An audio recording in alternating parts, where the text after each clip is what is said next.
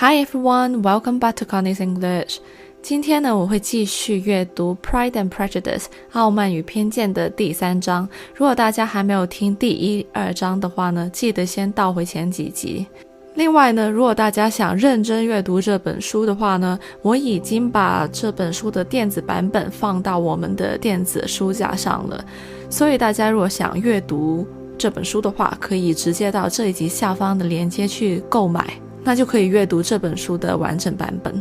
上2集也有跟大家讲过，就是下个月6月份我会开新的一班成人英语课程，还有国际音标课程，所以我在6月7号星期五晚上会有一个免费的试听课，如果大家有兴趣报名的话，也可以到下方的链接去报名。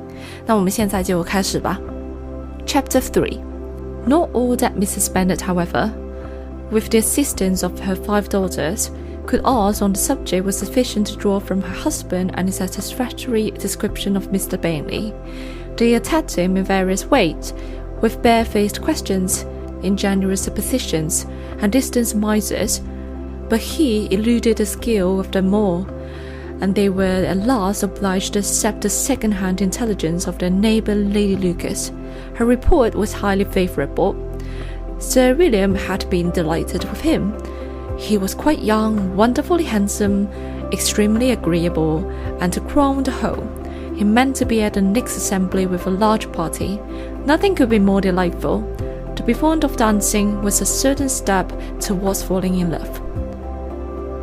And very lively hopes of Mr. Bingley's heart were entertained. If I can but see one of my daughters happily settled at Netherfield, said Mrs. Bennet to her husband, and all the others equally well married, I shall have nothing to wish for. In a few days, Mr. Bingley returned Mr. Bennet's visit, and sat about 10 minutes with him in his library. He has entertained hopes of being admitted to a sight of the young ladies, of whose beauty he had heard much. But he saw only the father. The ladies were somewhat more fortunate, for they had an advantage of ascertaining from an upper window that he wore a blue coat and rode a black horse. An invitation to dinner was soon afterwards dispatched, and already had Mrs. Bennet planned the courses that were to do credit to her housekeeping. When an answer arrived which deferred it all, Mr. Bingley was obliged to be in town the following day, and consequently unable to accept the honour of their invitation, etc. Mrs. Bennet was quite disconcerted. She could not imagine what business he could have in town so soon after his arrival in Hertfordshire, and she began to fear that he might not be always flying about from one place to another, and never settled at Netherfield as he ought to be. Lady Lucas quieted her fears a little by starting the idea of his being gone to London only to get a large party for the ball, and a report soon followed that Mr. Bingley was to bring 12 ladies and 7 gentlemen with him to the assembly. The girls grieved over such a number of ladies, but was comforted the day before the ball by hearing that instead of 12, he had brought only 6 with him from London, his 5 sisters and a cousin, and when the party entered the assembly room, it consisted of only 5 altogether: Mr. Bingley, his 2 sisters, the husband of the eldest, and another young man. Mr. Bingley was good-looking and gentlemanlike. He had a pleasant countenance, and easy, unaffected manners. His sisters were fine women, with an air of decided fashion. His brother-in-law, Mr. Hurst, merely looked at the gentleman, but his friend, Mr. Darcy, soon drew the attention of the room by his fine, tall person, handsome features, noble mien. And the report, which was in general circulation within 5 minutes after his entrance, of his having 10,000 a year. The gentlemen pronounced him to be a fine figure of a man. The ladies declared he was much handsomer than Mr. Bingley, and he was looked at with great admiration for about half the evening, till his manners gave a disgust which turned the tide of his popularity. For he was discovered to be proud to be above his company, and above being pleased, and not all his large estate in Derbyshire could then save him from having a most forbidding, disagreeable countenance, and being unworthy to be compared with his friend. Mr. Bingley had soon made himself acquainted with all the principal people in the room. He was lively and unreserved, danced every dance, was angry that the ball closed so early, and thought of giving one himself at Liverpool. Such amiable qualities must speak for themselves. What a contrast between him and his friend. Mr. Darcy danced only once with Mrs. Hurst and once with Miss Bingley, declined to be introduced to any other lady, and spent the rest of the evening in walking about the room, speaking occasionally to one of his own party. His character was decided. He was the proudest, most disagreeable man in the world, and everybody hoped that he would never come there again. Amongst the most violent against him was Mrs. Bennet, whose dislike his general behaviour was sharpened into particular resentment by his having slighted one of her daughters. 因为第3章的内容比较长，所以我们先读到一半。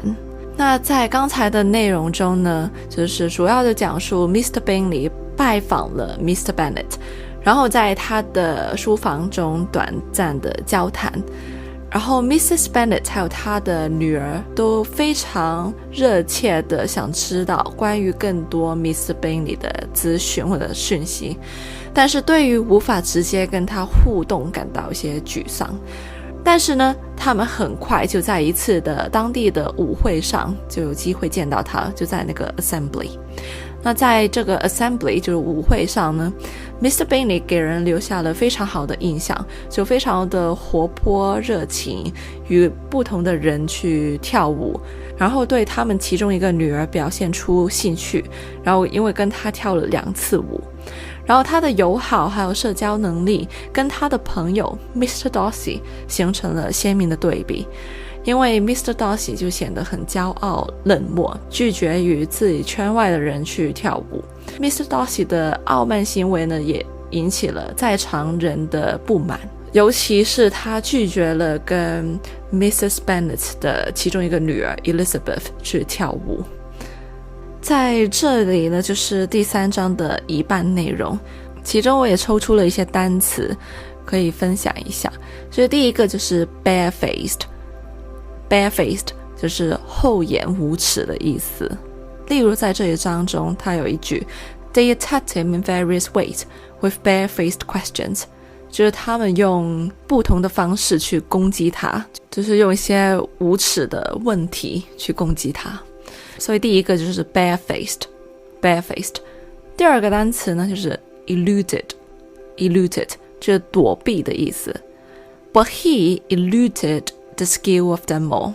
第三个单词呢就是 surmise， 就是猜测的意思。